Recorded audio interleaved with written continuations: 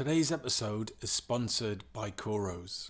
Coros is the leading customer engagement platform. From social media to online communities to digital customer care, Coros helps companies authentically connect with customers. Coros connects consumer insights across departments and helps companies run their businesses with their customers, anticipating their needs and accelerating sales.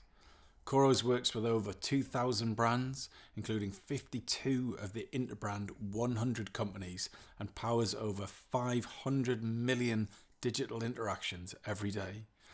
Check them out at Coros.com. That's KHOROS.com.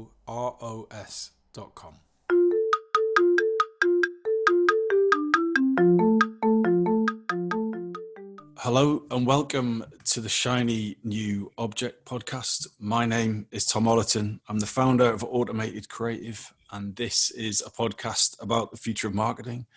Every week I have the pleasure and the privilege of interviewing our industry's leaders, and this week is absolutely no different. I'm on a call with Tom Goodwin, who is Head of Futures and Insight at Publicis Groupe.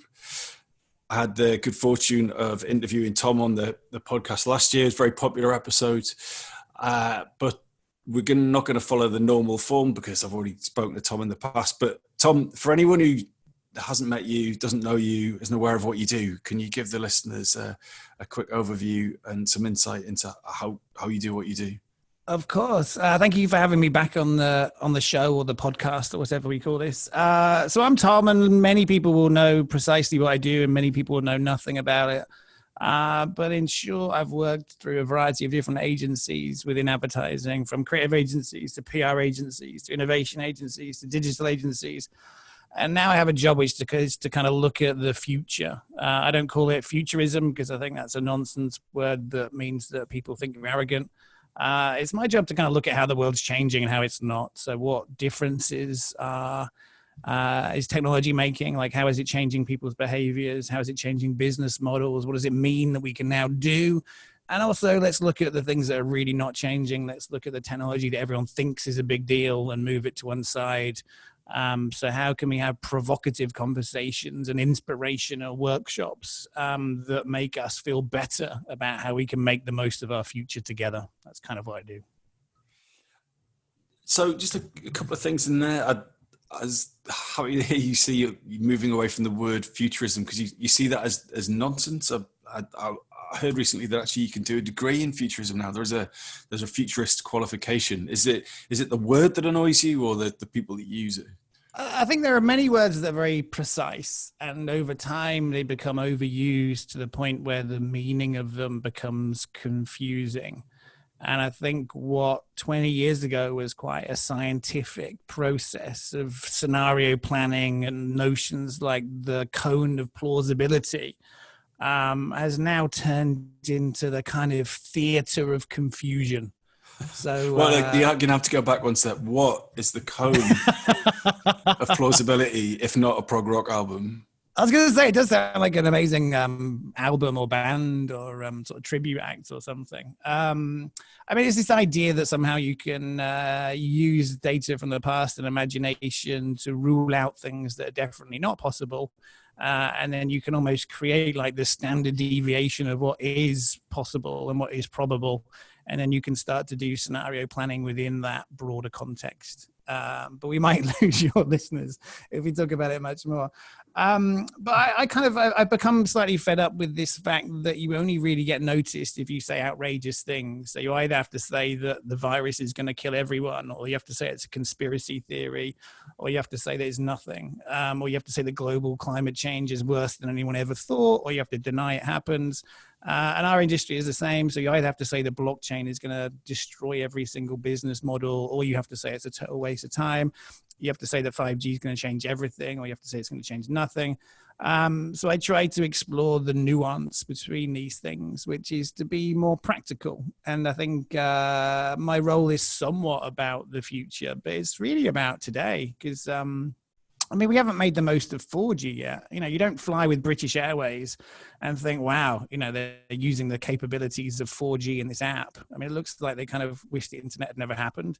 You don't check into a hotel and think that the hotel got very excited about plasma screens and what could be done with the reception area to make the experience of checking in beautiful. So, to talk about the future is great, and it's exciting, and people get paid a lot of money to wave their hands on stage a lot. But I'd rather be a little bit more pragmatic. So both optimistic, both future focused, but also rooted in the what can you do about it now? Because I was definitely the hand waving on stage. It was you. Innovation guy, and I'm Okay. making money doing that. There's a lot more money in that than running your own business, I'll tell you that. But anyway, beside the point.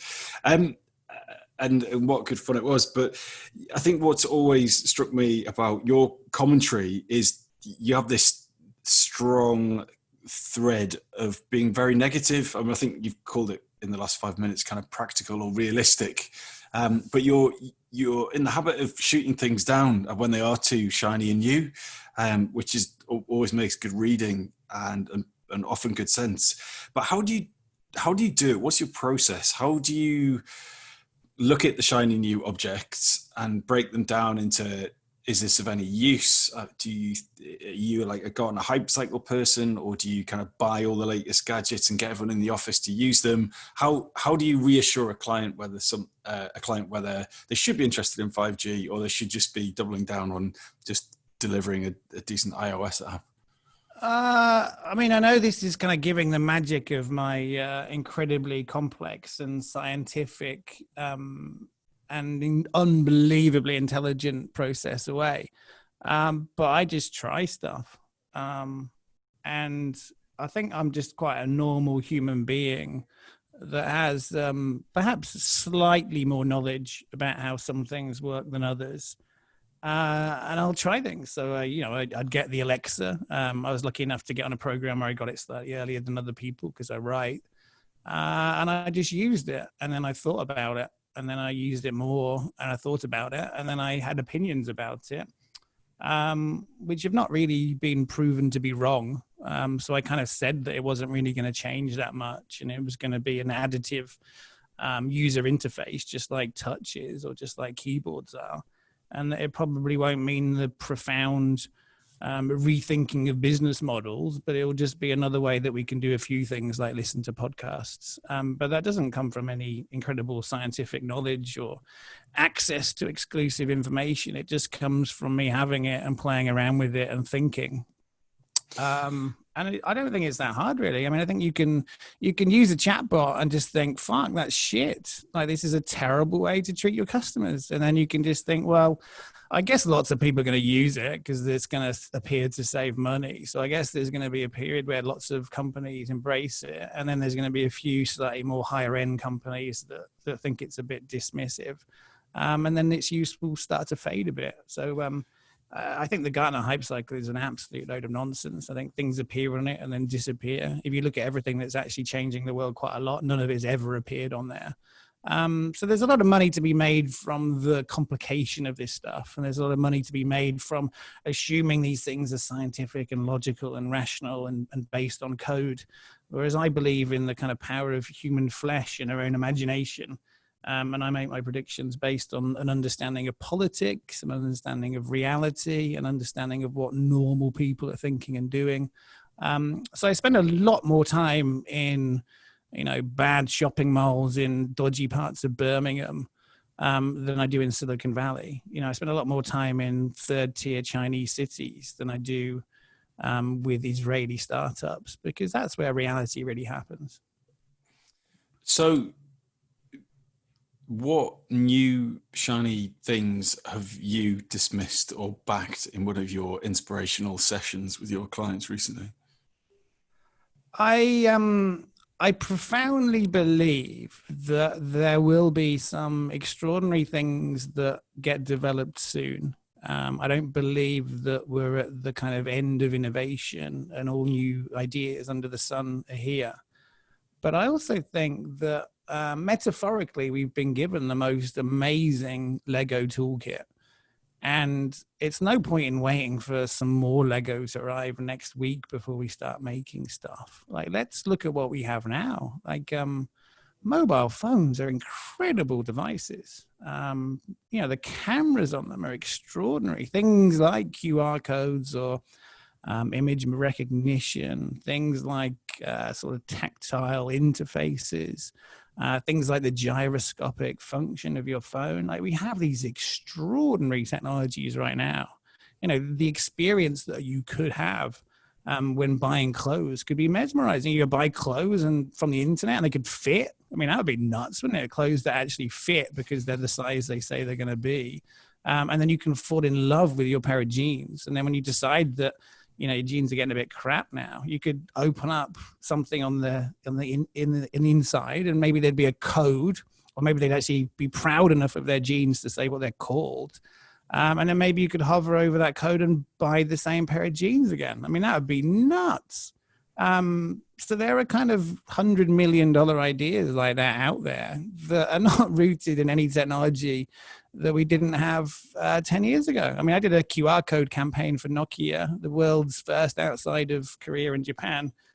I think in like 2006, I think it was. And even things like that have never really sort of taken grip. So I'm not remotely negative. I'm highly skeptical, but I'm not cynical. So it's my job to assume that things won't make a difference until I see evidence to suggest they will. And I'm very, very aware that we have this wonderful array of things right now that we can do magical things with. And we should probably focus on those first.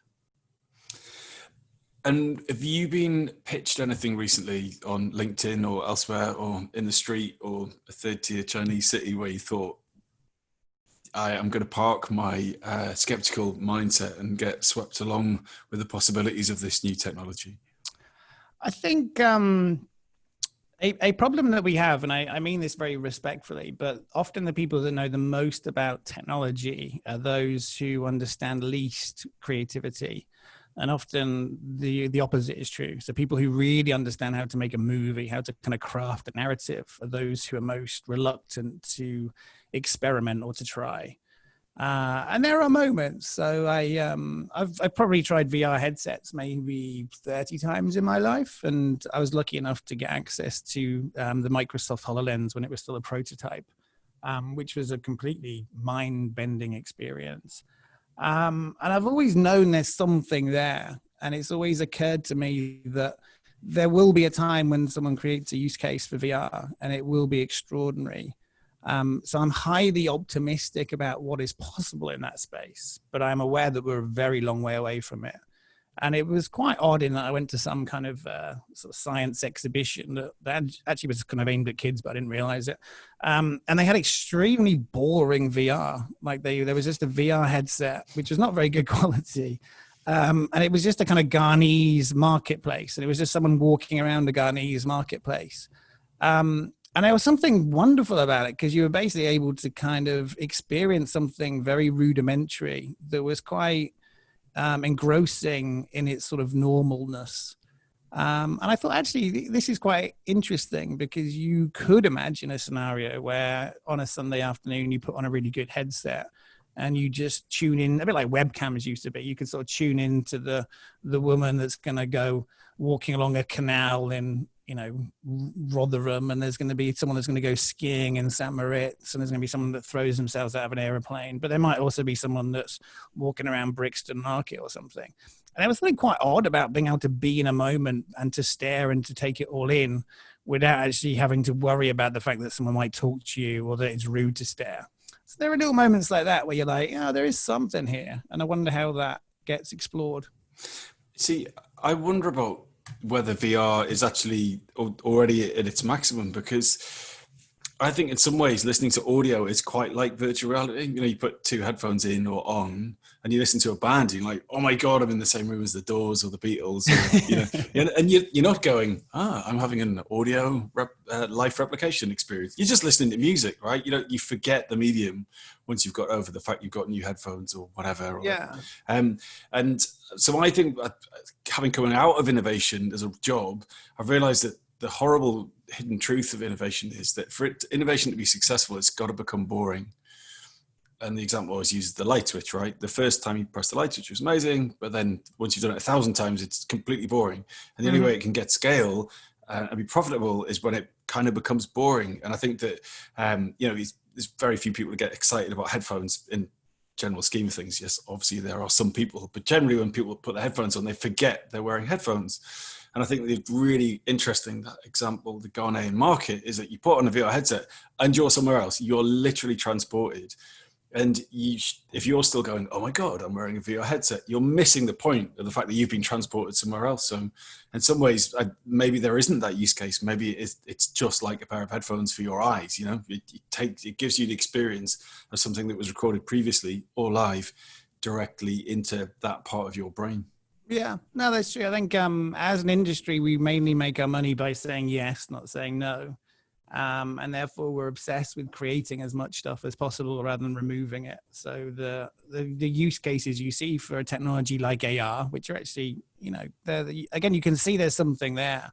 But they're always, you hover your phone over the box of cereal in the middle of Sainsbury's, and then you get a kind of, behind the scenes footage of the latest Kellogg's commercial or something.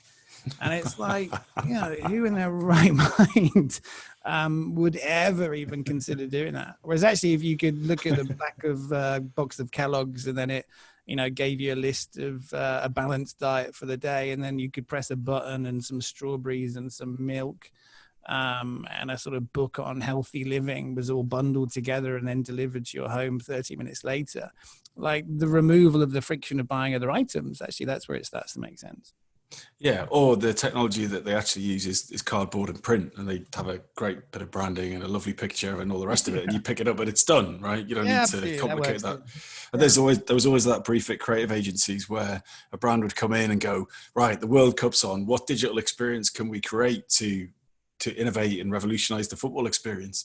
The football experience in pubs has been pretty good since it started. Bunch of mates, go and get some beers, sit down on wooden or metal chairs and watch a flat screen of the game. There's nothing wrong with that. It's literally perfect. And I'm not even a football fan, but yet brands are like, oh, well, we could create an app where you can create GIFs of the referee and share them on, TikTok or whatever. That brief is being written right now for the Euros if they happen. But anyway, this conversation is not about my opinion. It's about yours. And we're going to switch now to the shiny new object, and your shiny new object for this episode, and hopefully we'll do another one in the future, is side hustles. And you have many, notably your book, which would be great for anyone who doesn't know about it to give a quick heads up on that. But I really want to spend the rest of this podcast understanding what are the things you do outside of work that are an investment of your time. Yeah, I think we are extremely lucky to work in this industry, and more than most industries, we work in the business of thinking, and we work in the business of ideas, and we work in the business of understanding, and we work in the business of kind of joining dots and making things happen. And it's not a perfect analogy, but to some extent, we should think of our brains and our body as a bit like a kind of athlete. And rather like an athlete, if you're a decathlete, you're not asked to go to a stadium every single day of your life and throw javelins. And then I don't even know what activities they do, actually. Probably throw javelins. That seems about right. There's 9 more. We'll get there in the end. They probably do long jump. They probably do a sprint or something. And it's not your job as a decathlete, as far as I know, to do that every day of your life. You spend a lot of time eating food. You spend a lot of time eating chicken because it's for the protein. You spend a lot of time listening to a coach. You spend a lot of time in the gym. You spend a lot of time in the gym. And I think the more that we can think of our job as the gym. So our job is to read stuff. Our job is to meet people. Our job is to be inspired. Our job is to go to weird science exhibitions that are actually for kids. And therefore, our job is to do probably stuff that we absolutely love doing. And that means this distinction between what's working and what's not working completely blends into nothing, because going around a science exhibition for kids on a Sunday is actually kind of good fun, and reading Twitter is kind of good fun, and reading the FT is kind of nice, and talking to someone that's coming up with an app to recognize faces, that's quite good fun. Like everything that we do is fun, and it's not really work. If you love all things innovation and want to understand how brands plan to emerge stronger from the current situation, don't forget to check out MadFest London on the 11th and 12th of November. My good friend Dan at MadFest knows how to put on a cracking event, and there's always plenty of amazing speakers, beer and cool people to meet. Check it out at www.madfestlondon.com.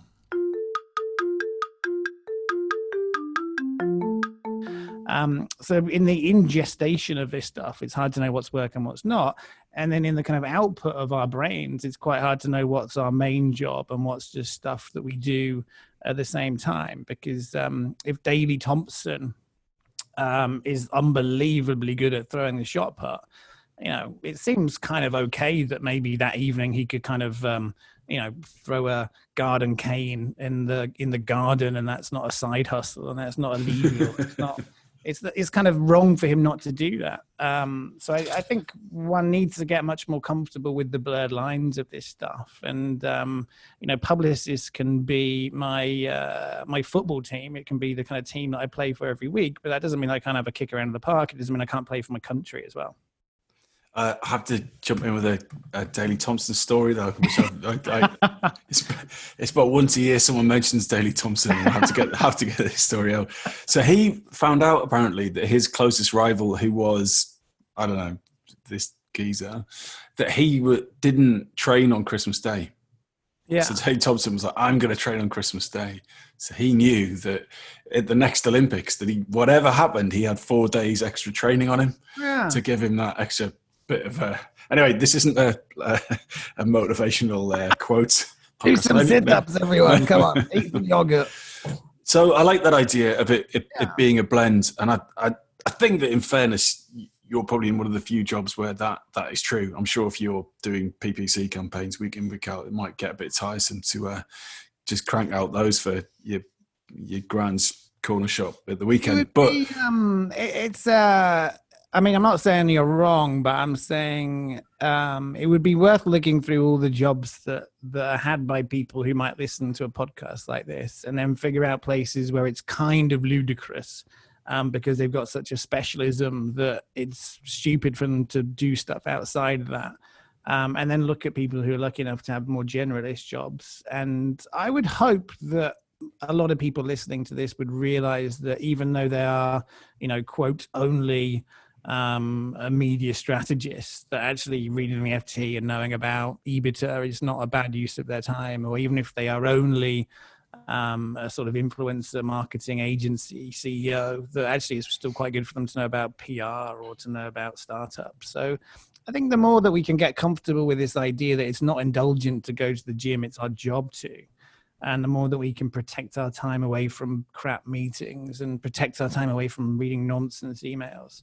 And I know everyone tends to think, oh, well, it's different for you, Tom. Like, I'm sure you can say no and I can't. And it really isn't. Like, I'm not supposed to say no, but I do. And we need to grow some balls. So I saw an interesting post from you on LinkedIn the other day where I think it was someone had written a cheat notes version of your book. Was it like an audio guide, or anyways, it was a distillation of the Digital Darwinism book, and then they were selling it on Amazon without your consent, and you kicked off about it, which was great reading. Did that resolve? I'm not sure. So one of my principles is, and this sounds quite obnoxious, but it's to find experts and find people that you can trust and then overpay them.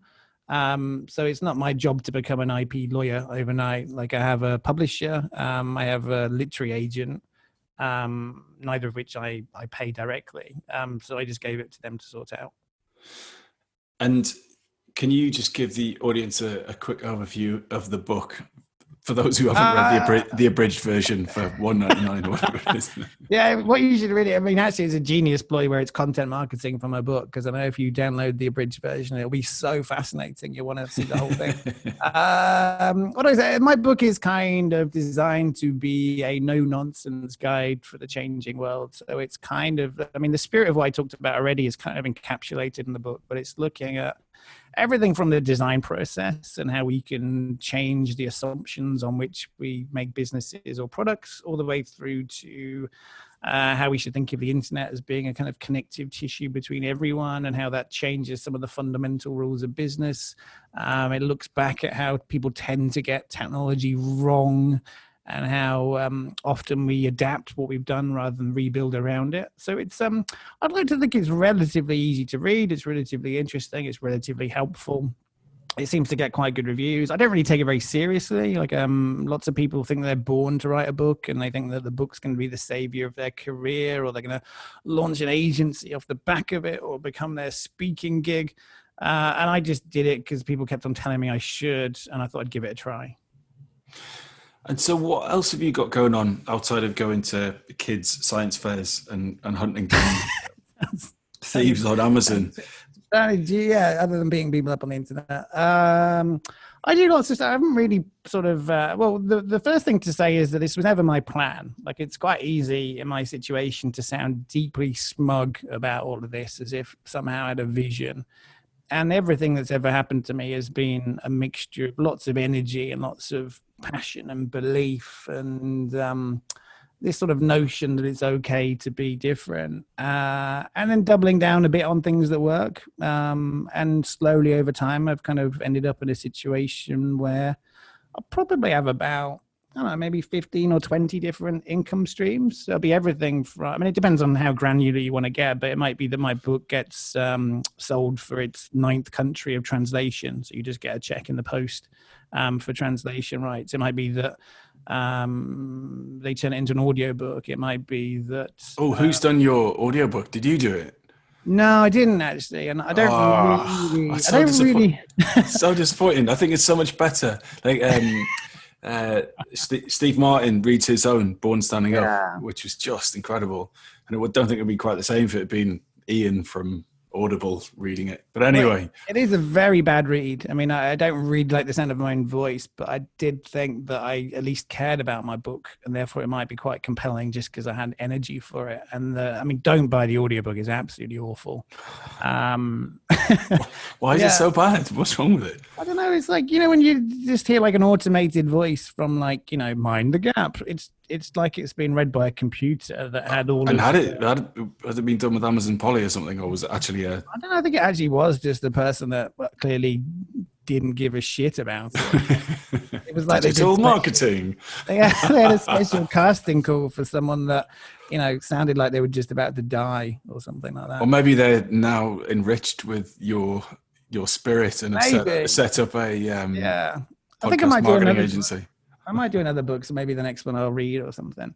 No, so I've got things on my book, and then I have an apartment that I rent, and then when I'm not here, I rent out on Airbnb, but I don't charge that much money because I just want to pick people who are nice.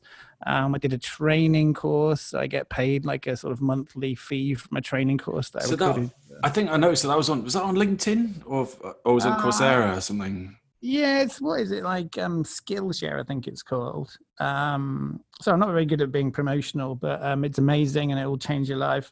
And it's well worth the free that you pay for it. So I have things like my Skillshare course. I'm on a few boards here and there, which I can't really talk about. So tell me about the Skillshare course. How did that come around? Did you approach them and say, I want to talk about this? Or were they like, you'd be brilliant for us?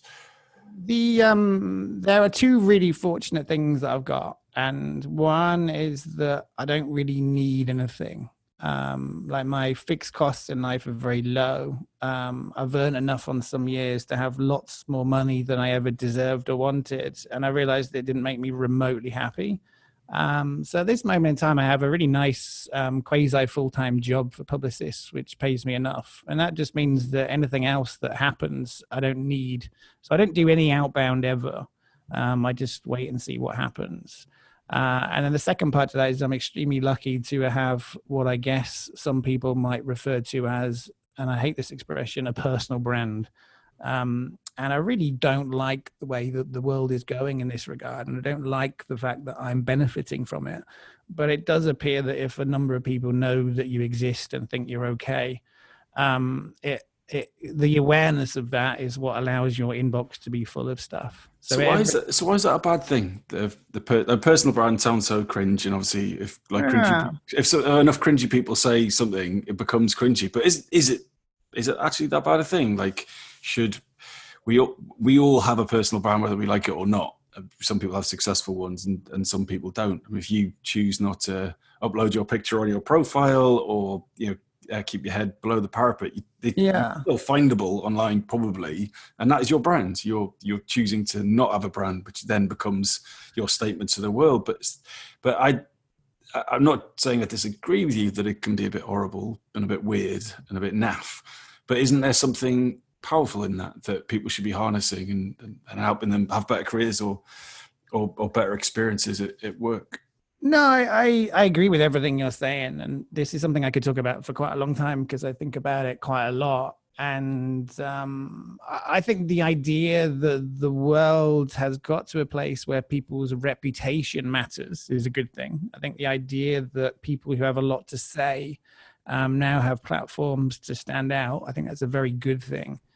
I worry slightly. I mean, this is perhaps a little bit rude of me, but the kind of the distribution of intelligence or interest is such that the way to be most popular is to be most average. So, if you are a Gary V-like person and you just have a message which is just hustle, hustle, hustle, be rich, you can do it, you're always going to do extraordinarily well because everyone wants to hear that, especially in America.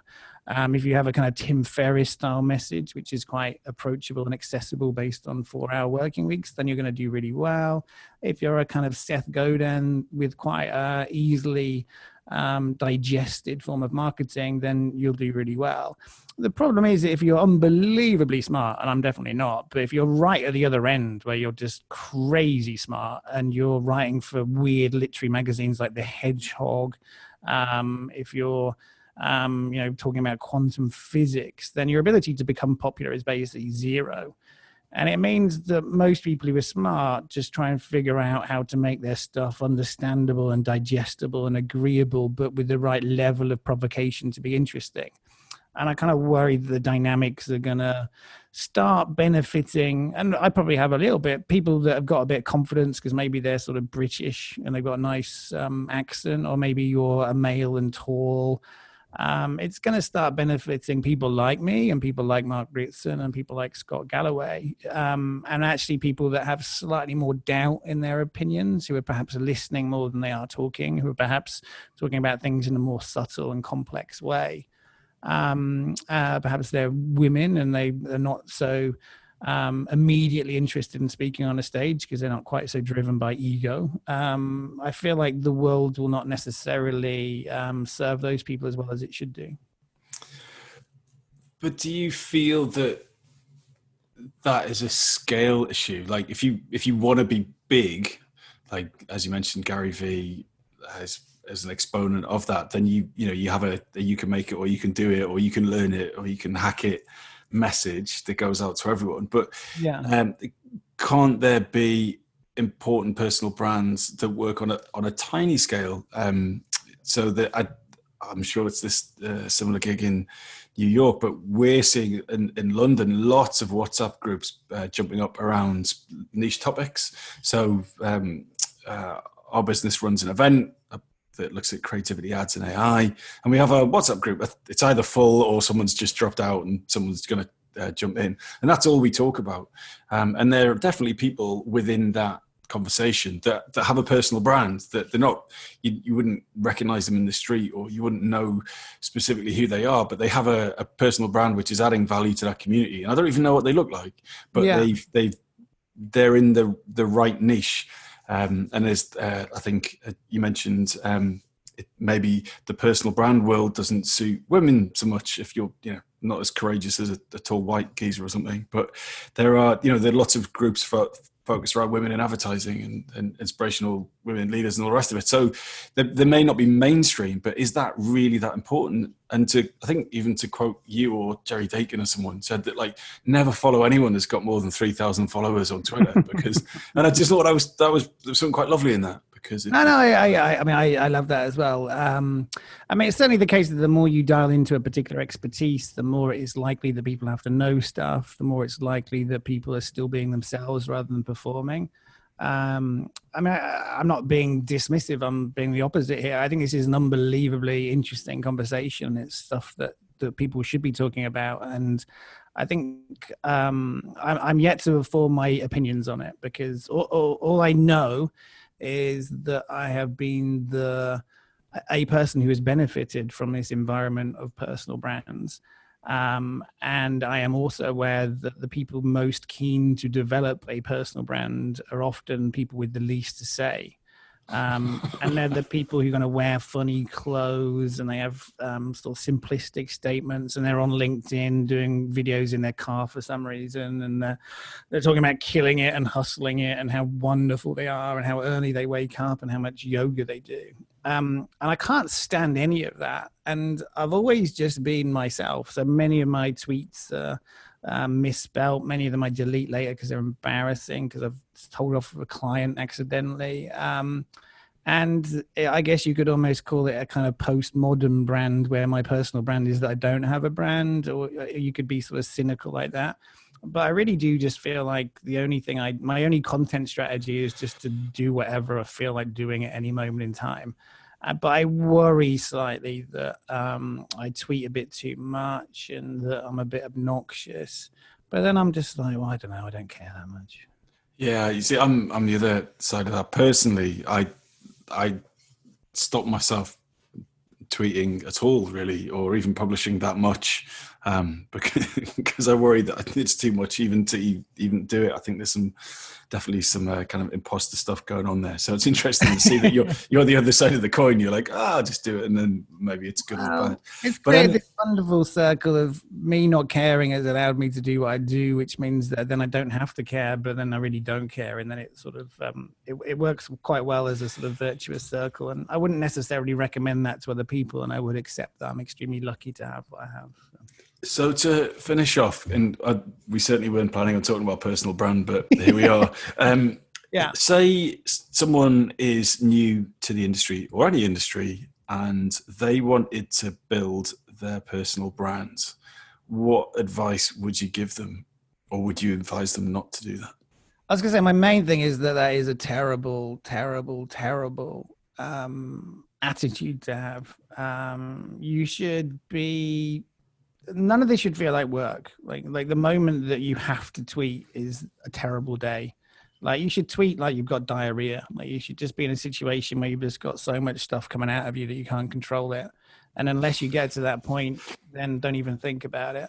Like, your goal is, I mean, you should never feel like you're working. Like, if you're right for this industry, and I'm not the person to decide if people are right or not, and it's kind of obnoxious of me to suggest that I know, but I do feel like if you're right for this industry, you will love most of what you do. You will love reading the trade press. You will love reading the broader press. You will love watching people.